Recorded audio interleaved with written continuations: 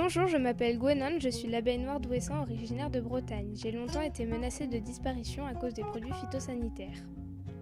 J'ai été sauvée des eaux par Georges Lequin qui en 1978 a installé 150 ruches sur l'île d'Ouessant avec comme double objectif de me préserver puis à terme de transmettre aux générations futures les techniques de mon élevage. Depuis 1970, j'ai fait face à plusieurs menaces qui ont failli me faire disparaître. Le premier danger vient des produits phytosanitaires utilisés par les agriculteurs, en particulier les néonicotinoïdes détruisant mon système nerveux. Je perds alors le sens de l'orientation. En 1982, une seconde menace apparaît, le varroa, une espèce d'acarien parasite de l'abeille aussi appelé le vampire de l'abeille noire. Puis en 2004, le frelon asiatique arrive en France. Il m'attaque et me chasse, tuant beaucoup de mes congénères. Dès lors, ma disparition a des conséquences terribles. Diminution de la pollinisation, moins de production végétale et moins de denrées alimentaires disponibles à la consommation humaine.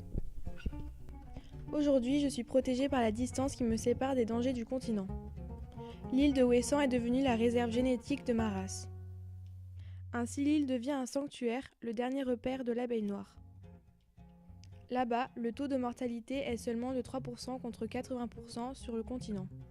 Aucune autre race d'abeilles ne peut y être installée car l'association d'Ouessant veut éviter les croisements pour ne pas perdre les caractéristiques génétiques de ma race.